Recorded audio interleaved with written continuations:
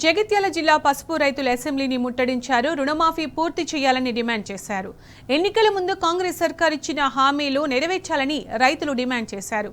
దీంతో వారిని పోలీసులు అరెస్టు చేసి అక్కడి నుంచి తరలించారు.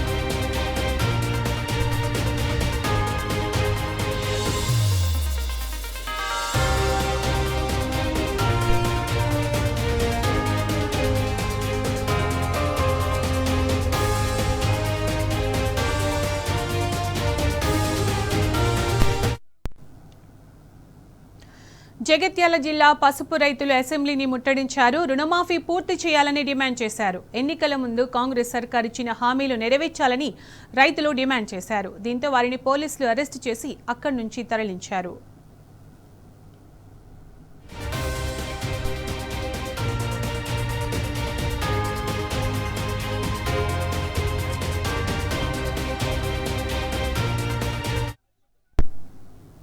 ఇక ఇదే అంశానికి సంబంధించి పూర్తి సమాచారం మా ప్రతినిధి యాసర్ అందిస్తారు. యాసర్, రోజుకో వర్గం అసెంబ్లీని ముట్టడించి తమ నిరసన వ్యక్తం చేస్తున్నారు. ప్రభుత్వం ఇచ్చిన హామీలు ఏవైతే ఉన్నాయో అవి నెరవేర్చాలని వారంతా కూడా డిమాండ్ చేయడం జరుగుతుంది. ఈ నేపథ్యంలో జగిత్యాల జిల్లా పసుపు రైతులు కూడా ఇవాళ అసెంబ్లీని ముట్టడించడం జరిగింది. వాళ్ళని అరెస్ట్ చేసినట్టు తెలుస్తుంది. అప్డేట్స్ ఏంటి దీనికి సంబంధించి?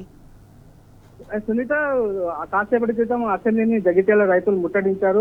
మొత్తంగా వాళ్ళ ఆటోలు అసెంబ్లీ ముందు దిగి పెద్ద ఎత్తున ప్రభుత్వానికి వ్యతిరేకంగా నినాదాలు చేశారు. గేట్ లోపలికి చొచ్చుకెళ్ళి ప్రయత్నిస్తుంటే పోలీసులు అడ్డుకొని వారిని అరెస్ట్ చేసిన పరిస్థితి ఇక్కడ ఉంది.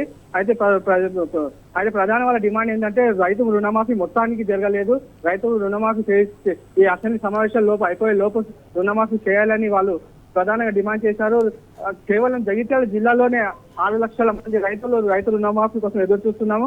కానీ ప్రభుత్వం మాత్రం ఏమాత్రం పట్టించుకోవడం లేదని వాళ్ళు వాపోతున్నారు. ప్రభుత్వానికి మేము కలిసి తమ నివేదికను అందజేస్తాము, మా బాధను వాళ్ళను ముఖ్యమంత్రికి తెలియజేస్తాం, కనీసం మాకు నిరసన తెలిపే అవకాశం అని ఏనని పోలీసులకు ఎంత వేడుకున్నా పోలీసులు మాత్రం కనికరించడం లేదు. వారిని అరెస్ట్ చేసి తరలించారు. అయితే ఇక్కడ అసెంబ్లీ పరిసర ప్రాంతాల్లో ఒక్కసారి పోలీసులు మోహరించారు. ఇక్కడ ఉద్రిక్త పరిస్థితి నెలకొంది. సునీత, అంటే ఎవరు వస్తే వాళ్ళని ఇలా నిర్బంధిస్తూ పోతే రాష్ట్రంలో పాలన ఎలా ఉందనుకోవచ్చు? యాసర్, ఇది కాంగ్రెస్ పార్టీ ప్రజాపాలన కాదు, నిర్బంధ పాలన కొనసాగుతుందని రైతులు మండిపడుతున్నారు.